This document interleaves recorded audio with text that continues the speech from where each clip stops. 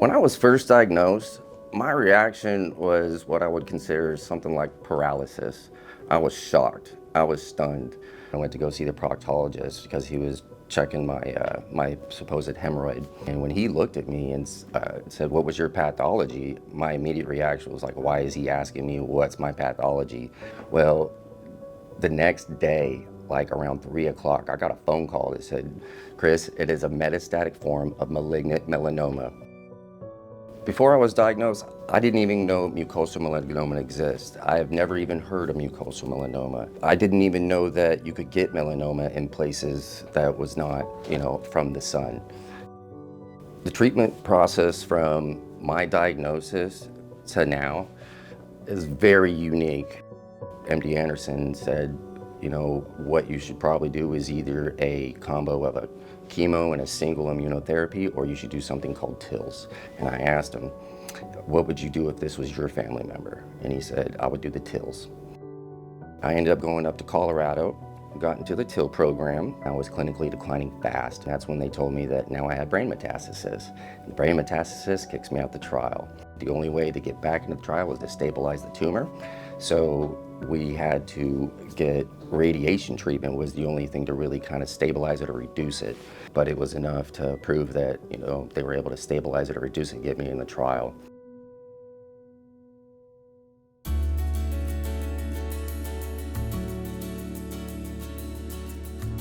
As we sit here and I'm thinking about all the memories throughout my entire journey, it's very intense and also very heartwarming, very humbling.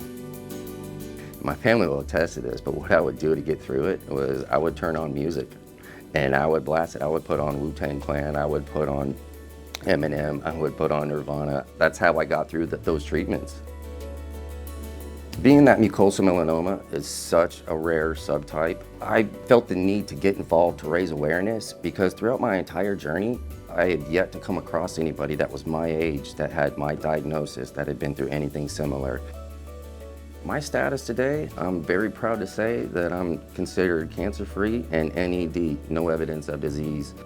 Life is beautiful, life is precious, and so do what you can, stay alive as long as you can, enjoy the moments, and just keep moving forward.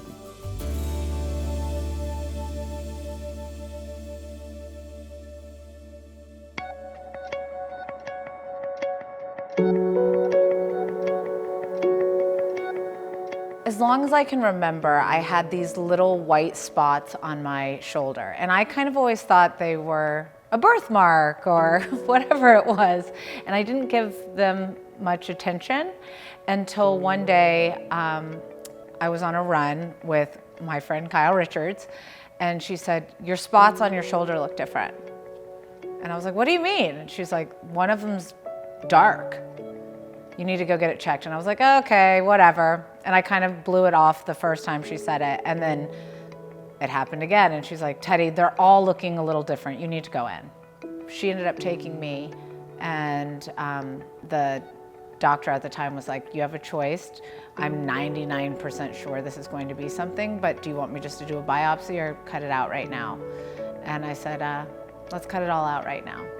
And then that one did come back as stage 2.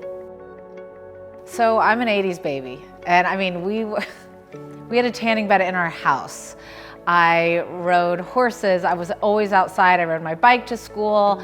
I don't know how many times I used sunscreen as a kid. It was a different time then. Huge wake-up call. There's nothing like 11 melanomas to go, you know what? It's time to get your act together and figure out what's going to work. It's extremely important to me, and also in regards to my kids and talking to them about the importance of sun safety. Now that this has happened, I don't hear a peep out of them when I start to put on that sunscreen. They're like, "Okay, let's do it again." I wear these scars like a badge of honor. I know how important it is to take care of my body and to take care of my mind. And the same way it's important to move your body so that your mental state feels good, you have to protect that body because you live in it. The second that I got the call from Melanoma Research Foundation, I knew This was hands down something I wanted to do no matter what, because the more that people can see the images surrounding what happened in regards to my melanomas. I mean, my doctor even said, he goes, you're our #1 patient. We've never seen this many melanomas on somebody before, but I have to like laugh at it. But it makes it really real when you see this on somebody else. And it's not something that in our mind, we're like, oh, whatever, we'll do it next week. It's a big reality check when you see my back. And I want to share it with as many people as possible because I want to change as many lives as possible by just having somebody go to their appointment.